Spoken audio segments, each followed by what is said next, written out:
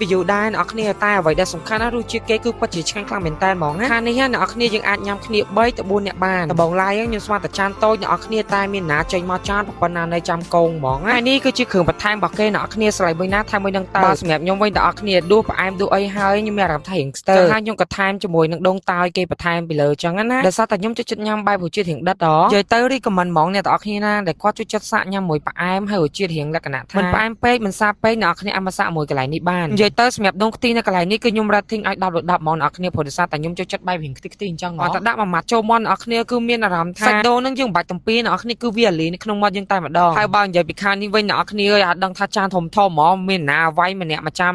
ហើយឥឡូវគឺបុកលែងចូលហ្មងអ្នកគ្នាអើយមិនដែរយាយម្នាក់មួយចានអត់រួយស្រាទៅរួយចាន